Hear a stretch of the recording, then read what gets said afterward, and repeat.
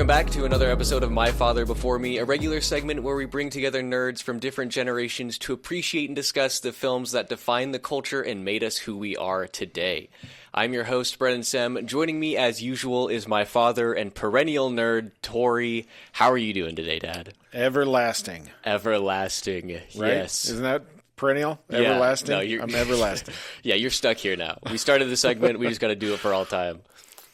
What are we going to be discussing today? Well, today, you will cry when a monkey dies. I was this close. We are going to be talking King Kong. No, not the one from the 30s, the original, No. the best. No, not the Peter Jackson one, which is probably better. One of my favorite movies of all time. I think it's up there, but we're going to talk about my King Kong. King Kong from 1976. 76. Dino De Laurentiis production, and you know that because it's right there in the title. It's the first thing you see. Done in 1976. Again, I obviously would have been too small for the theater for this one, but I remember it. It was an HBO thing. It was a continuously played thing. I know they had a made-for-TV version where they edited and added a bunch of filler extra scenes so that they could break it into 2 nights. And oh, sure. I was listening to a podcast. They said you only see Kong the last couple minutes of the first night. So I'm sure that went over well. But anyways, yes, I know this one. This would have been my King Kong as a kid. You know, I didn't watch the old black and white, the classic. You know, the monumental, groundbreaking, Sure. all the things. Yes. And I'll have to admit I wasn't much into the stop motion type of stuff. Yeah. Seems strange, but that wasn't really my bag. So this is the one when I thought of King Kong and when Peter Jackson came out with King Kong and now we've got all the King Kongs and the Godzillas and stuff. This is the one I think of. So Right. Yeah. No, I think I'm going to say right off the bat, I was impressed. I was, I'd expected it to be a little worse. I was pleasantly shocked. That's the phrase I was looking for. Watching the movie I was really nervous about it because obviously, like I said, King Kong's one of my favorites of all time. Right. The 2005 one. I don't like the Godzilla ones. I don't like those. Why? He just looks like a hairy man. Yeah, that's IP stuff. And the original is just a classic. I've probably seen that 6 or 7 times. But I was a little nervous about it, and I was also nervous because my dog's name is Kong, and so I was like, you didn't want to sully the name? Yeah, well, no, I was worried that I wasn't going to be able to watch the movie because he'd be freaking out, especially when they got to the ritual scene and they say it 30,000 times. Oh man! But no, yeah, I was pleasantly shocked. I was really nervous about what Kong would actually look like. Right. But he definitely looked better than I thought he would, especially his facial structure and stuff. They definitely did. I mean, and you notice, so the first thing at the end of the movie, the credits, they pop in a message, special thanks, and they name the special effects people. One of them, who arguably I would say he gets a special mention at the very end, and extra work done by Rick Baker. I know his name because I've watched all the documentaries about, the ILM and Star Wars and stuff like that. He was big into creatures, and that sort of thing. So he was in the suit, I guess. And that's I cool. guess the way it works, so the other special effects guy who actually ended up doing most of the animatronic stuff, Dino De Laurentiis, had both of them. They were arguing over how the suit should look and who should build it. He just had them both do it. And they had cast a bigger gentleman to be King Kong, big muscular guy, and I can't remember the other guy's name. He built a suit for him. Rick Baker, out on his own, built the suit and made it fit Rick Baker. Oh, so that way, when they turned out, or when Dino reviewed him, he chose Rick Baker's suit because he said the other one looked like crap, and then Rick Baker, of course, had the job because the suit fit him. So that's funny. It is interesting though because they definitely did a lot with the animatronics of his facial expressions, and I think I saw in the trivia something like they had 8 or something. They had a bunch of different heads because, each one had a different way of doing the features, and that kind of thing in order to make it work. Yeah, do like different emotions and things. Yeah. And, it doesn't, you can't really see the seams of the suit, or anything like that. I thought it looked pretty good. So yeah, and especially when they do a couple different close-up shots of his eyes. Yes. Normally that's when you can tell oh, this is just literally a guy, or oh, this is a marble. But I felt like it was less obvious. It was clearly fake. Right. It wasn't a gorilla's eye. Right. But it looked good. It was convincing. I think they were able to, and that was Dino's big thing. As I mentioned, every press thing at the time or something, he'd say, in Jaws, nobody cried for the shark, but in our movie, you will cry for the monkey, yeah. And that was his thing. Is he wanted to make sure that Kong was sympathetic, even to the point where, when we do get to the titular, rampage scene or something, he kills some people, wow. But it's not as willy-nilly, and they cut some of it out because they didn't want him to look terrible. Right. And I think of the Peter Jackson version, I think he kind of did that too, where it's focusing more on an animal being stuck in this environment, not necessarily that he's some big monster. You know what I mean? And that's what Dino wanted to do. So yeah, well, he's scared. He's a scared animal. What does he do? He's going to run and act out. And I really liked in this movie how they sort of used the two towers, the twin towers. Every time I think, I do Lord of the Rings. We think of Lord of the Rings, yeah. But the twin towers and how they used that to mirror his home on Skull Island.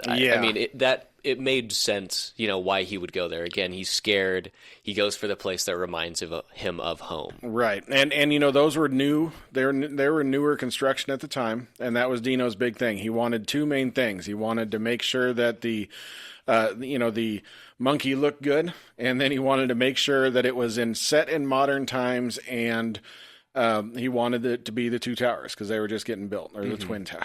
I'm going to do the same thing. My bad. Right. It's interesting. Of course, obviously it was, the whole event was before your time, but of course you're into it.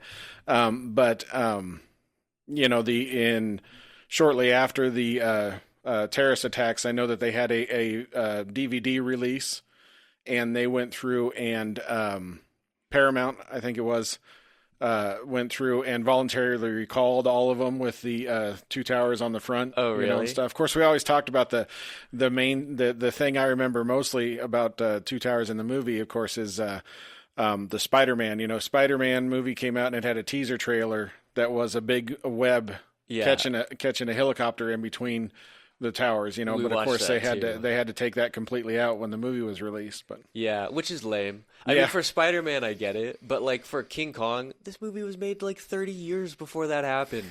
It is, and it's not like they did a Spielberg take the guns out of the ET's hand. Yeah, or not ET. ET never had guns. Take the guns out of the military guy's hands, or anything like that. They didn't go back and change it, which is good. Yeah, which they couldn't, but because it is pretty iconic, and like I say, I remember that specifically. I mean, when you look at the shot, the comparison shot they do, it's quite a leap to think that it looks exactly like the two towers. It's two tall rocks, and one of them is bigger than the other, and it doesn't necessarily look like it. But I remembered it as a kid, and of course, then I was watching for it a lot. But. Yeah, no, I agree. I mean, it was interesting. I will say when he's on the towers, some of the effects are not quite spectacular. Oh, sorry, I just remembered. When he's on top, they are laying into him. Oh, yeah. It's like a 3-minute long scene of just them shooting and him. Gushing blood, yeah. I'm surprised that got through MPAA the way it did. I guess since it's just a rubber monkey suit, they didn't care about all the blood. But, yeah, it was pretty harsh. And then, like I say, Dino wanted people to cry. Yeah. Well, I mean, it was... So I do think it was sort of a swift turnaround for Dewan, yes, the lady. And Dewan and Jack, right? Yeah, Jack. he's sitting here cheering Kong when he throws a gas can at the guys with the flamethrower. Here's this pacifist cheering the death of other people. And a stuff. Violent death, not just like a regular death. I mean, they were turned into bits. Yeah, it was a quick one. Jessica Lange, Dawn spelled with the W first, which is such a stupid name. They said specifically, she's supposed to be playing a ditzy blonde. This is her first acting thing. She was just a model before this, I guess. Oh, interesting. And after this movie, she took a few years off of acting in order to go get some acting lessons. And then, of course, she's Academy Award winner, Jessica Lange now. I can't remember what for. But she, she was trying to play a ditzy blonde, and it definitely came off that way. Oh, yeah. But yeah, there's a quick turn there. But again, like I say, he wanted you to feel for the monkey, I guess. And towards the end there, we had to have that, the two main people had to turn, Yeah. Sorry, real quick. I just looked it up. She's got quite a few accolades. So there's 4 nominations. Yep. And 2 wins. The first one was in '83, Best Actress in a Supporting Role for Tootsie. Oh yeah, that's what it was, Tootsie. Yeah, and then her next win was in '95 for Blue Sky, which that one I don't know. I do remember Tootsie. We may eventually get to that one. Yeah, I don't know. So Blue Sky, Jessica Lange, and Tommy Lee Jones. Oh, okay. Carly moves with her military husband and their 2 daughters to an isolated army base, only to quickly become part of a cover-up involving nuclear bomb sites. Oh, maybe we better get on that one. When was that one? 94. 94, so 80. Scott Powers Booth. Oh, Chris O'Donnell. Oh, there we go. Must be a young Chris O'Donnell. Oh, man. Oh, he's probably the kid, I guess, maybe? Yeah. Man, we got Robin in this movie. And Two-Face. Okay, well, there you go. Now we got all the Batman connections. Back to King Kong. I will say, the cinematography for this one is, the cinematographer, I should say, is Richard H. Klein, who we talked about on the Howard the Duck episode. Okay. Similarly, there was nothing too incredible in this movie, but there were some beautiful shots of Skull Island. Yeah. It's in the beginning, they did a really good job of establishing this place as, a tropical quote unquote paradise. I think they said some of that was shot in Hawaii, and you can tell that the tropics and stuff. I do know that they actually built a huge wall. Really? Yeah, and what is $800,000 or something they spent building this wall? God. I in think the 70s. Yeah, That's yeah, it's crazy. Quite a bit in the middle of a gas shortage. Yeah, well, they're going to find it there. That's the whole reason they went there is to find gas. So in 10,000 years, it'll be all ready for them. I didn't even put that together until just now. But that makes perfect sense why they went for an oil exec this time. That's right. I was like, oh, that's an interesting choice, and didn't even think about the. Well, and it's supposed to be, it's Dino's take on, trying to switch it up. You don't want to go with the same plot, which it's interesting. We didn't really talk about it, but on the production of this movie is, there was actually, so this one was made by Paramount. Universal was also planning on making a King Kong. They're going to try to do a faithful remake of the 30s one at the time. And they were both negotiating for the rights from RKO, who own the rights to... Classic RKO. Yeah, who own the rights to King Kong. And I guess what happened was, and I'm not exactly sure on this, but Dino got the rights, Paramount outbilled him for the rights and got them. Universal had already started working on their movie, just assuming they were going to get the rights. Oh, really? And then for some reason, I don't know, they sued. So there was all kinds of legal issues. And that's kind of...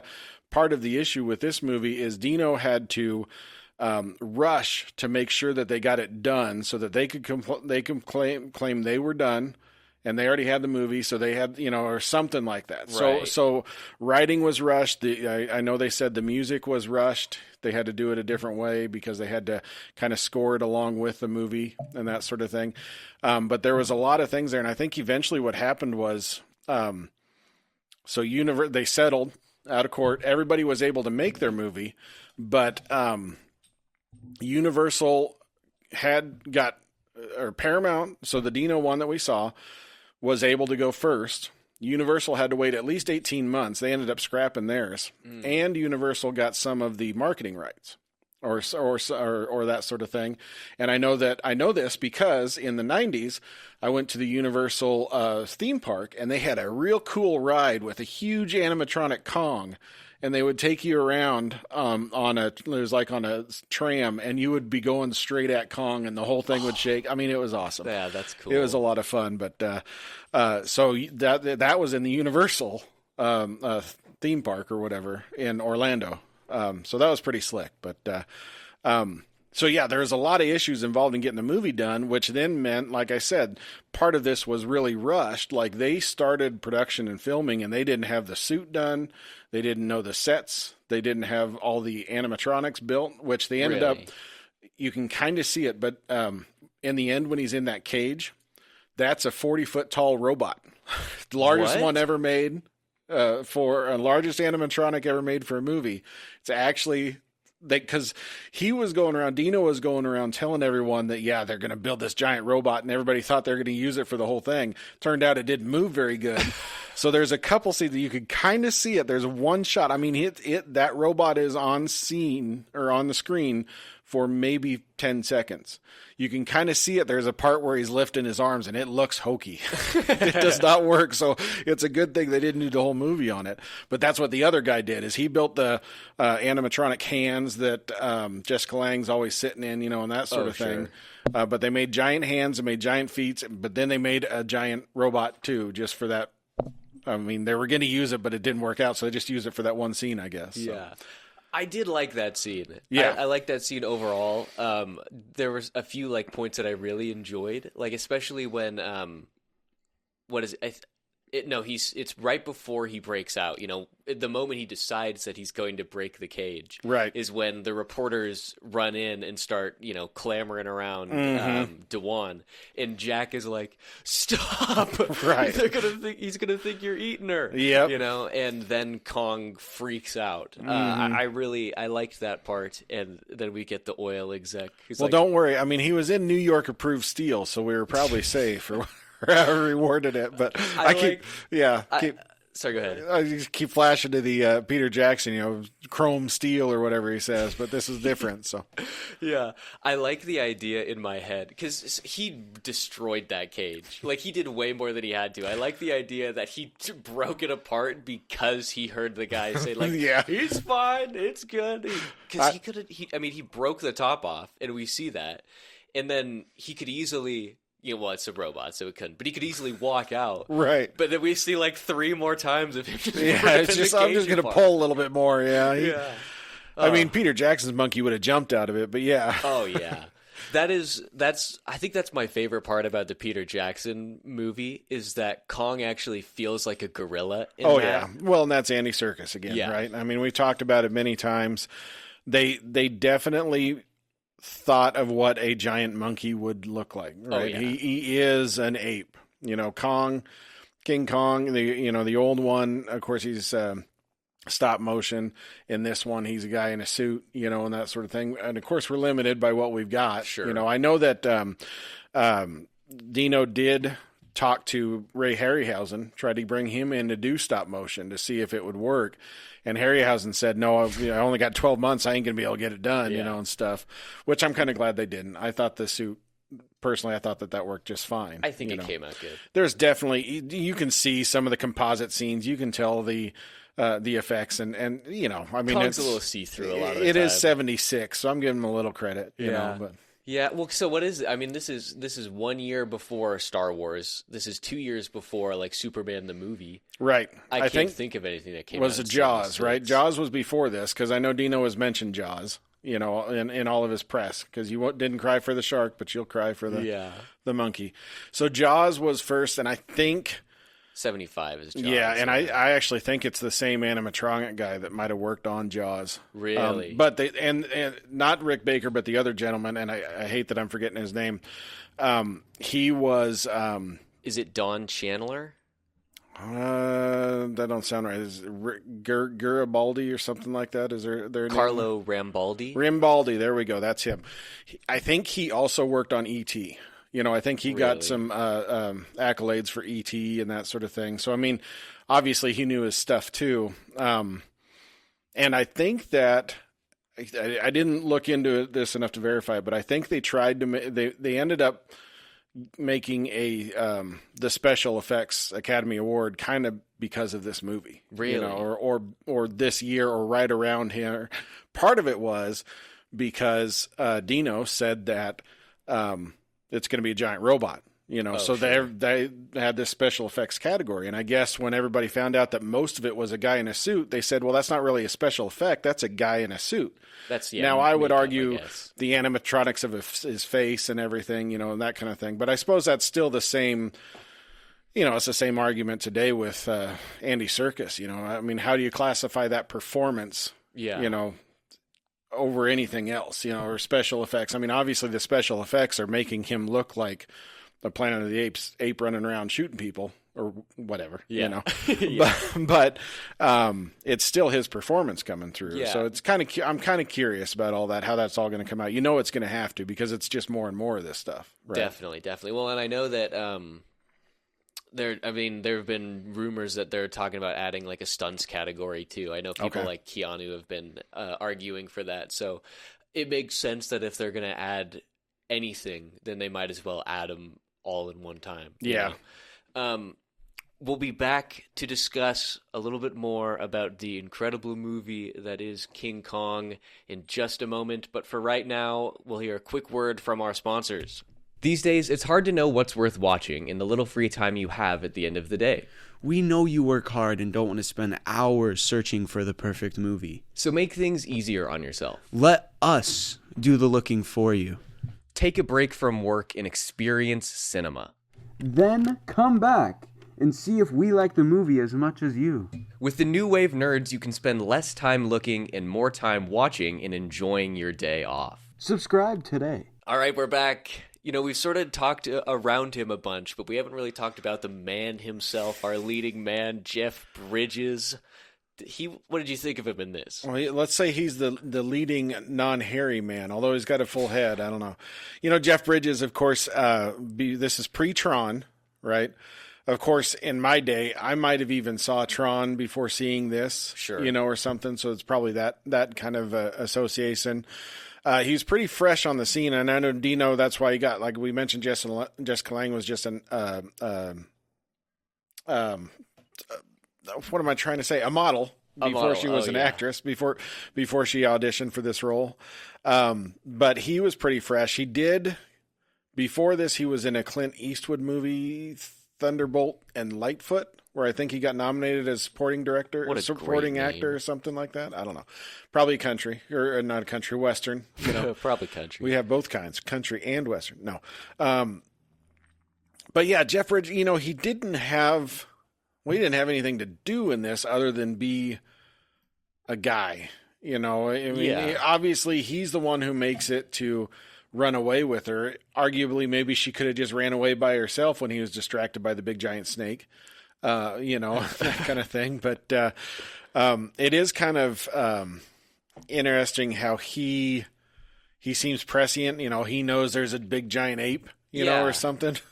I'm a little curious about that. And then he knows he's going to the Twin Towers, you know, and that sort of thing, which, like I said, obviously they do a little bit to superimpose that view to make you associate that, and so maybe he could kind of go off of that and stuff. But well, and there is this, I do like there's the scene, it's when she's nagging him, be like, buy me a drink, Jack. Yeah. You know, he looks back and sees the Twin Towers, and I said it right that time. There you go. And he's like, I know that view. I've seen that view before. And then he goes and comes back out, and he's like, I know it.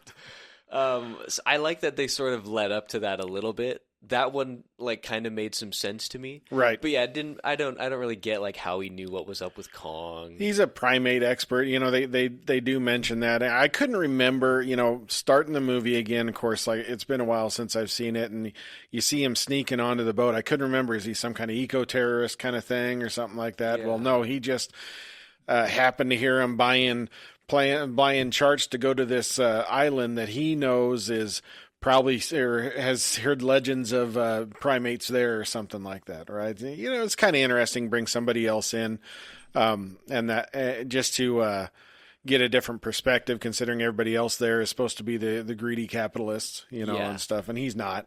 In theory, so yeah. Well, I think it's fun.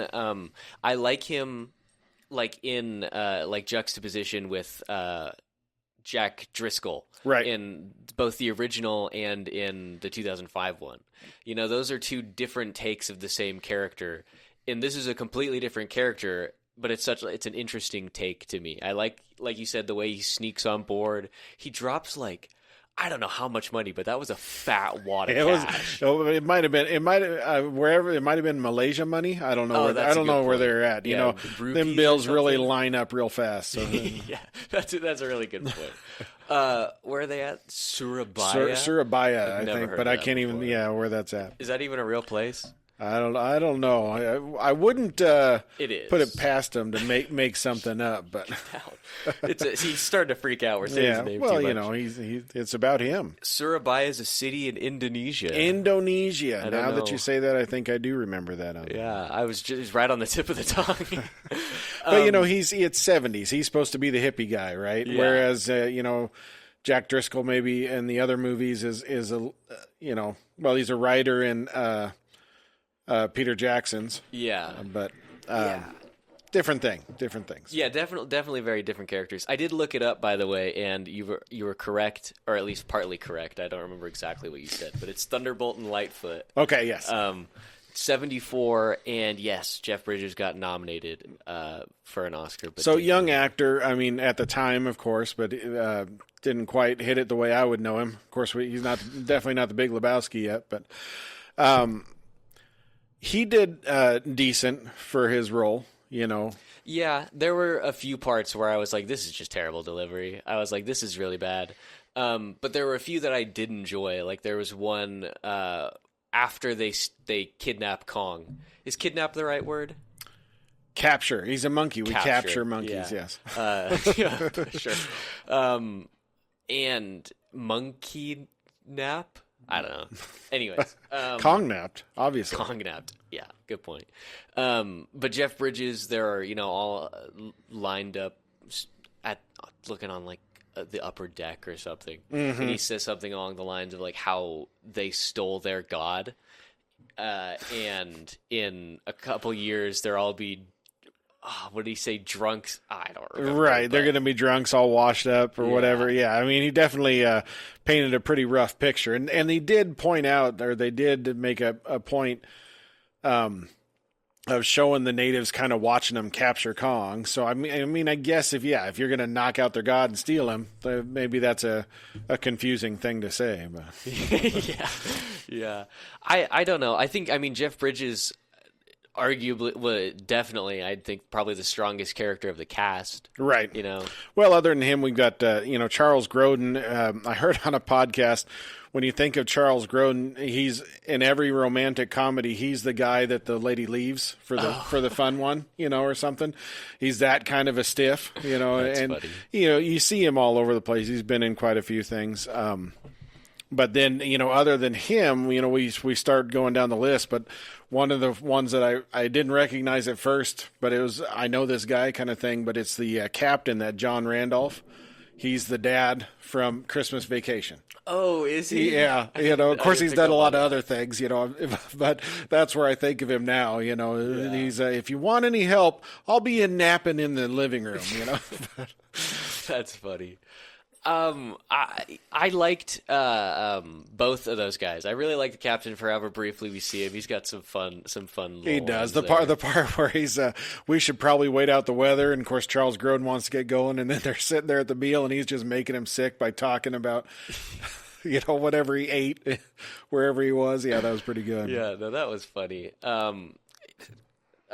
I did enjoy that, and I did like I said earlier, I enjoyed the oil executive. I thought it was a fun deviation from the story. It's a fun way to do a plausible explanation for them finding, capturing, and taking Kong back to to New York. Right. Now, he went there looking for oil, and of course, it didn't pan out. So the next thing is you get yourself a mascot and put him in a giant gas can. You know, I mean, obviously, we're definitely getting into the satire for what they would expect to get out of that, I suppose. But I just remembered this. I forgot. There was another good scene with Jeff Bridges. It's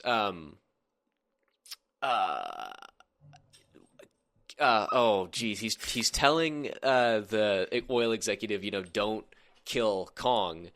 He says something like, even an environmental, I'm not going to say the word because the algorithm. Right. But like you wouldn't do that. Right. Because they're going to the kids are going to burn every Petrox gas station from Maine to California or something like that. Mm-hmm. I liked that scene. And then I also liked how the executive just sort of like put his head down. Like he was like, that doesn't change anything. Right. And I enjoy that partially just from like an outside perspective of me placing my own reason for it on him, of him being like, we've got plenty of gas stations, right? We can make it out of here. We're not hurting. Right. It's not like we're destitute. We got big profits. We can withstand losing some gas stations. Kill the monkey. He's definitely the villain, if there's a villain, right? And it's interesting because in the, I mentioned there's the TV release where they added in some extra scenes. There's actually a scene while the monkey's escaping. Oh, yeah. His boss is up in the stands and firing him on the spot, and the way that it originally ended was obviously in the movie he gets stepped on, which is a quick edit. It's kind of an odd edit the way they do it. He gets stepped on. You never see anything, or you just kind of see him.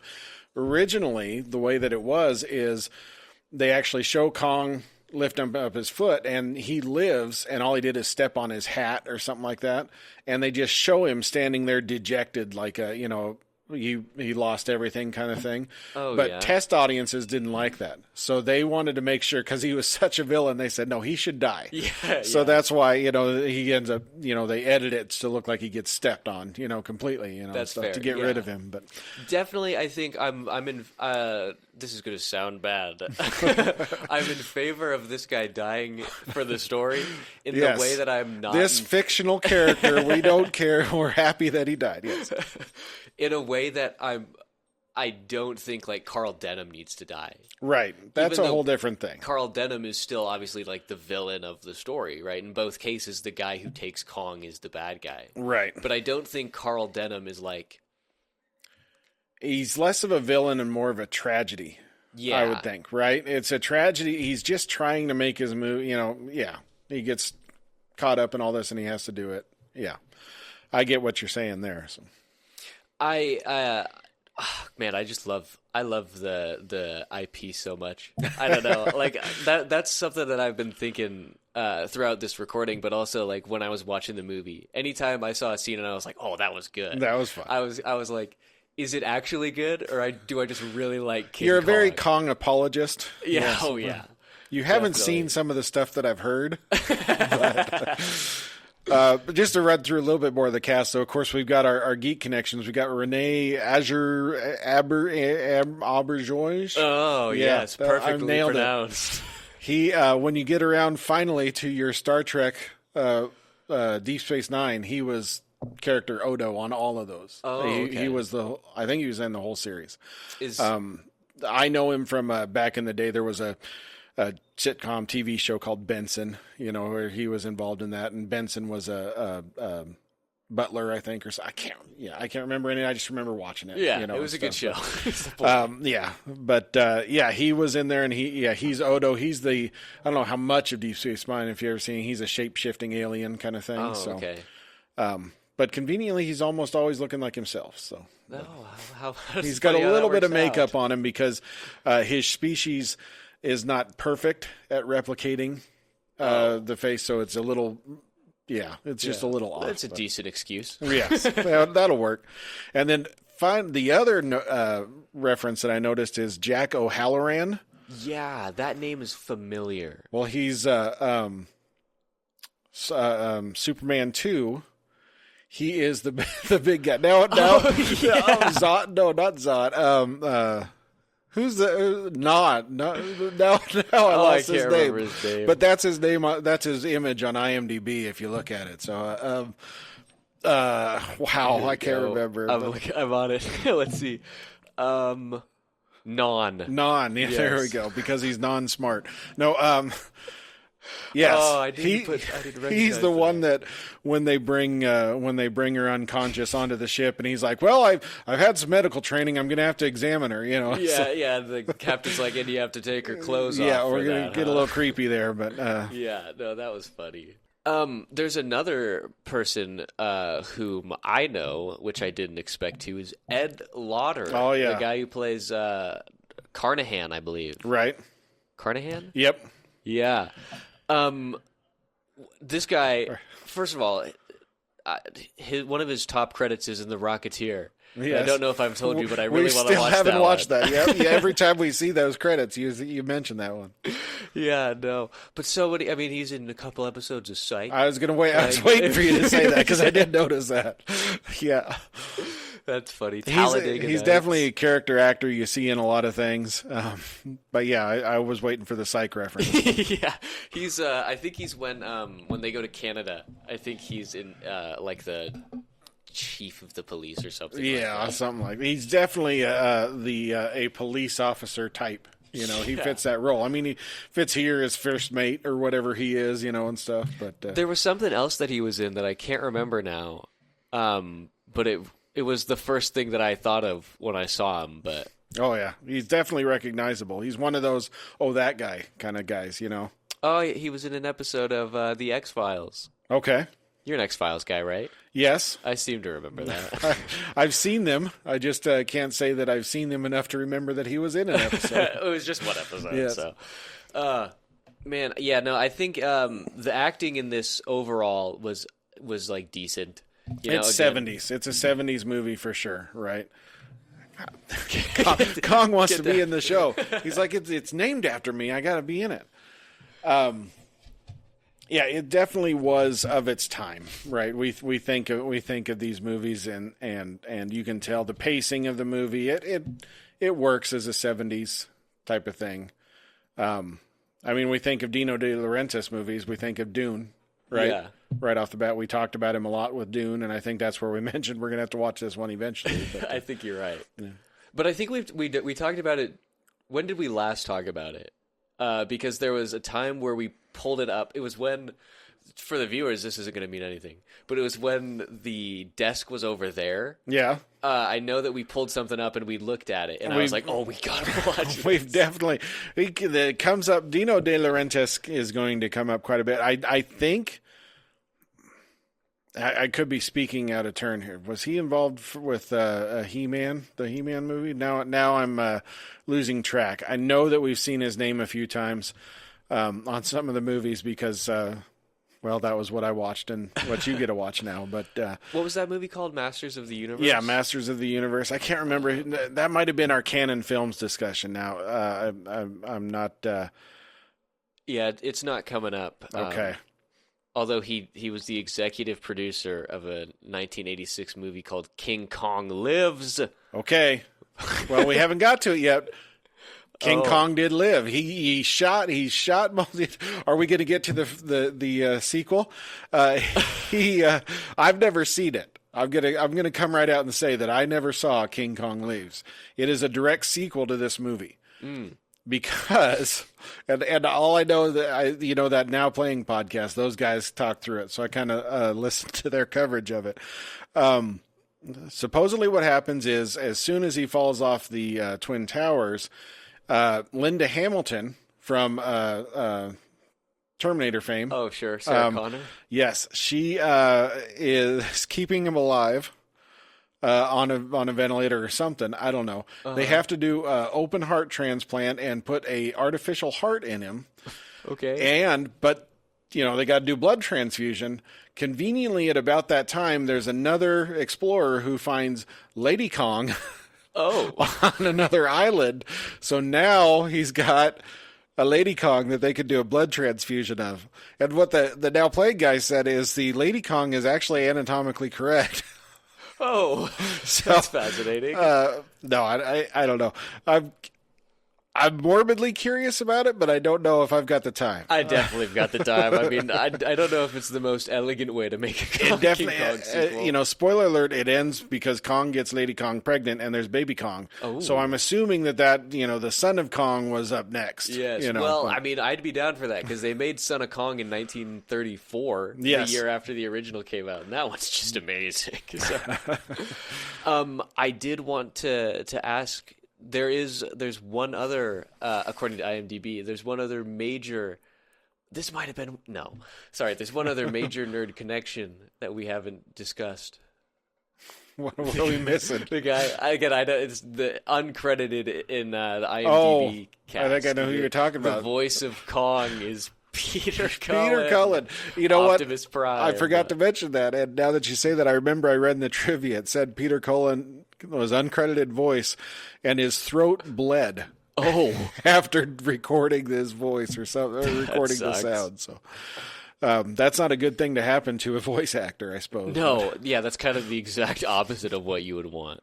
Oh, would we have talked about him on Conan? Oh, Dino, I mean, yeah, that's probably the last time we brought up Dino. Yeah, so we've got Conan, Flash Gordon. I know we've talked about that. Yeah, we're going to be before. watching that one of these days. Both Conans. Maximum Overdrive. You've mentioned that, haven't you? Yeah, that's a Stephen King adaptation.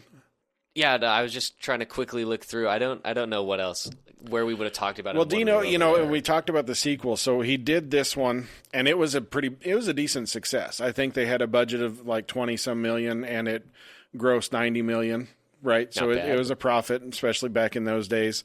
And then he had some crappers that didn't quite roll out. I mean, before this, I think Flash Gordon was before this. That was kind of something that he got on there and came out with. It was kind of I think that was kind of a win. I can't remember now. We'll have to discuss that in our Flash Gordon episode. Well, how could it not be a win? The soundtrack is done by Queen.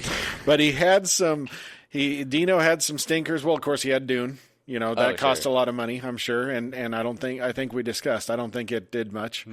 So that's why he came back and did the sequel, trying to save his company. That flopped, and I think that was getting towards the end of the Dino De Laurentiis empire, if I remember right. That's fun. Yeah, no, I think I'm remembering now. I think the reason we talked about it over there. Sorry, I was listening to you. I swear. I believe you. When we were talking about it over there was when we were doing Starman. I think. Oh, that's right. We talked about this because of Jeff Bridges. That's right, Jeff Bridges. We've got to bring up our Seven Bridges Road. There's an old man humor for you. Eventually we'll get to Tron.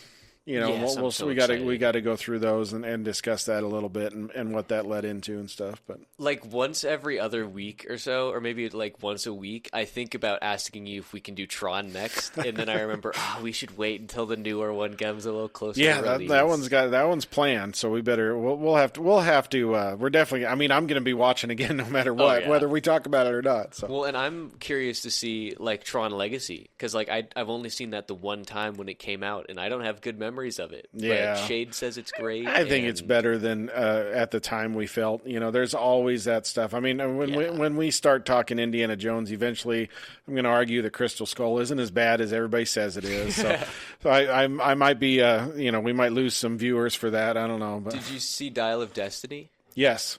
How is that compared to Crystal It's not Skull? as bad as everybody says it is. It's an old Indiana Jones, and that's what you get. But, yeah, he should. This is going to sound bad. He should probably stop acting. But he just did an interview where he talks about how he does it for the social aspect, and I respect that. But if you're going to do that, then don't do like Indiana Jones or Han Solo or Thunderbolt Ross. Yeah. Well, I'm going to hold out for him to see how he does with Thunderbolt Ross. I really, it's and we're getting to the stage now because of the glut of everything that's out there. And I don't know if this was something that happened with my dad's generation or anything, but we talk about these big stars, and it's kind of depressing sometimes. Like sometimes we talk about Jeff Bridges when he was doing True Grit, and he was doing some interviews, and I don't know if he was doing the True Grit voice or if that is really what's happening. But when we're working with actors who are getting old, obviously they've still got some of that magic. but it kind of hurts, you know. Yeah. And the rumors around Bruce Willis, that's a guy who obviously involved in a lot of the stuff that I love, and was involved in all kinds of great movies and fun movies and action movies. And then towards the end, he was having some medical conditions that affect his cognitive, and he had a timer, he kind of knew eventually he wasn't going to be able to do anything. So he was just signing on and putting his name and acting and phoning it in for all these straight to video releases just to get paid. And you got to admire, he's doing what he can, to support his family because he knows he can't do it pretty soon. So it's kind of a tragic tale or whatever, but it's just sad, that we're getting that. And I don't know, like I said, maybe that's because we have a generation where we're more plugged into the business of all this, that we see this more. I don't know if that's something that my dad saw out of his actors that he liked, getting old and should have been put to pasture or something like that, or should have just retired. I don't know. But as of now, I'm still hip to Harrison Ford, okay? Yeah. So we'll see. We'll get through. We're going to have to get through. I feel like we've got an Indiana Jones retrospective where we just need to get through that. And I need to get my thoughts out on those more recent ones, even though everybody hates them. So I'm excited to see it. It is kind of interesting. Sorry, I was just still thinking about like what you said about maybe it being different for like Grandpa's generation. I mean, definitely, yeah. I think you would probably see it less just by nature of the fact that there's, like you said, there's much less product. There's not as many projects going on. And then, add that to the fact that just the speed of the dissemination of information now is crazy with social media, and there's a million and one, news agencies, let's say, that cover like Hollywood and the entertainment industry and stuff. Well, there was nobody like us sitting around talking about news we see about shows. Yeah. When Dad was because there was 3 channels. Yeah, okay, maybe Dad's not that old. I don't know, but well, we're gonna he remembers 3 channels. So yeah, that works. Now on to something slightly more upbeat. Talking about Bruce Willis and old people. I running through the cast list. I did see a few other things that I thought were fun. In like just random, I think they were like listed as extras and stuff. We have Joe Piscopo of Saturday Night Live fame. I didn't see him. Yeah, I don't even think he has it like a character name. If I'm being honest with you. That sounds like something he went in there and edited just to be fun. I don't know. Yeah, his name's great. It's Bitpart. So we got Joe Piscopo and then also Mario Gallo, who I only really know from like Raging Bull. Okay. The Scorsese pick. Who is that? Who is the boxer? Now I'm not remembering. Jake LaMotta. Oh, yeah, LaMotta. Yep. Mm-hmm. That's a good movie. Oh, yeah, I recognize him. Sure. Yeah, again, another bit part or whatever. So, and they say uncredited, so I don't even know if that's true or it's just people putting stuff down. You betcha. But I like to imagine it's true. We'll run with it. Yeah. And then one more little fun tidbit I found just looking at random things on IMDb. The director of this movie is John Guillermin. Oh, yeah, we forgot to talk about him. Yeah. I don't know anything about this guy. I don't know. I've never seen anything, but I just thought it was funny that one of his most known credit is The Towering Inferno. Yes. Which is a movie that has O.J. Simpson in it. Yes, it is. That's the only thing I know about that movie. And that's kind of what he came off of. So I think originally what I had found was Dino was trying to get the big names. He was trying to get Steven Spielberg, and stuff like that, and nobody wanted to do it, so he found this guy.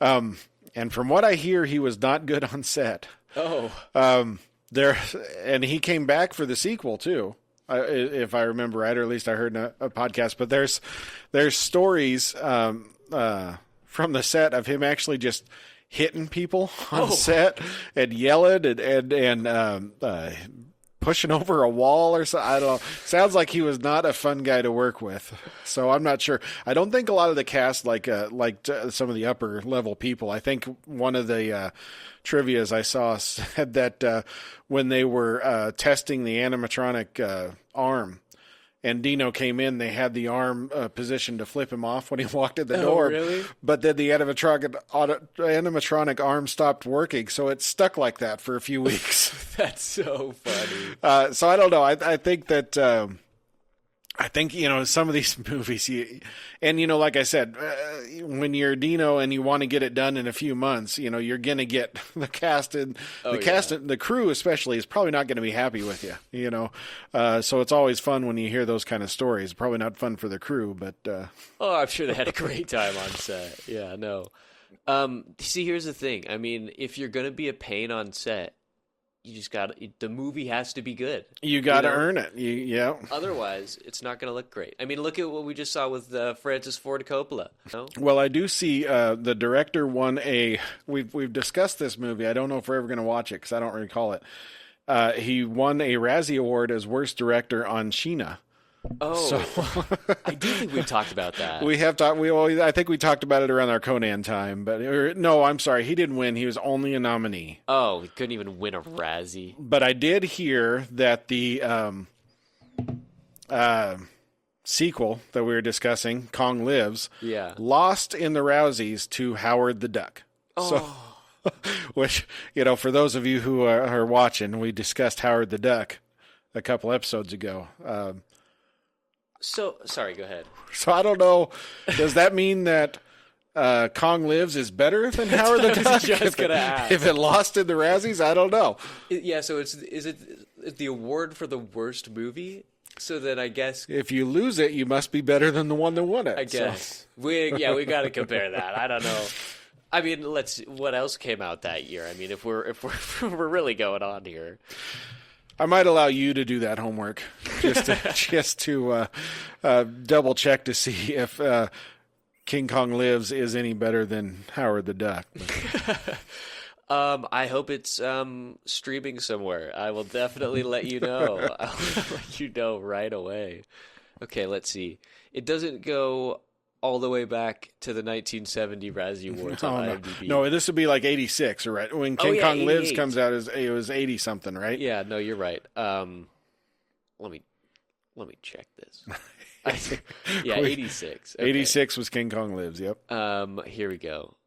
What else came out this year? Worst actor is Sylvester Stallone in Rambo: First Blood Part 2. Yeah. He's listed as Rambo: First Blood Part 2 and Rocky 4. Worst actor in Rocky 4. I mean, he saved a nation. Are you joking? He brought us together with those commies. Yeah. They were cheering for him. He got worst director, too, for Rocky 4. Rocky 4 does not have the worst musical score. No, Rocky 4 is not. Rocky 4 has Eye of the Tiger. Yeah, I mean, it's great. It's an iconic soundtrack. Maybe that's soundtrack, not score. Worst new star is Brigitte Nielsen for Rocky 4 and Red Sonja. Something tells me that the Razzies had it out for Rocky 4. Yeah, they definitely were not fans. Although, I mean, Al Pacino's on here a lot, too, for Revolution, which I've got no idea. They must not like Stallone because, again, he's nominated for Worst Picture for Rambo and Rocky. I mean, worst screenplay, Rambo and Rocky. This is ridiculous. I would argue that the Razzies are not necessarily the worst movie because I guarantee you there was movies out that were worse. King Kong Lives isn't even listed here. Oh, well, maybe I heard that wrong in the truth. Maybe I'm just spouting out things that I just hear. It's because it's the year after because it's awards. All right. Maybe I'm doing the somebody said kind of thing, but. Worst. People are saying it lost worst VFX to Howard the Duck and Invaders from Mars. I don't know if I know Invaders from Mars. Invaders from Mars. I don't know, but it looks good. Who's in that one? This isn't the Jack. Sorry, what? No, go ahead. So it stars Karen Black. Okay. Hunter Carson, Timothy Bottoms.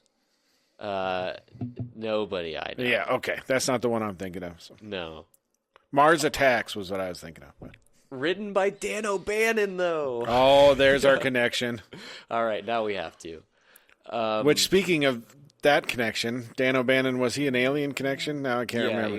Alien. The gentleman who, that was the other thing that I couldn't remember before. The gentleman who built the animatronic King Kong. Speaking of King Kong, also built the animatronic aliens. So. Oh, really? Yeah, he was involved in all that. That's cool. They should have got the same slinky random guy to do the body for Kong.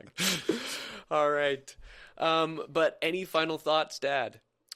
I don't think so. I still think it's worth a watch. I mean, we went from 76 to when was Peter Jackson? 2003, 2005. Yeah, almost 30 years before we had another King Kong officially. I mean, granted, we had the sequel that we were just discussing.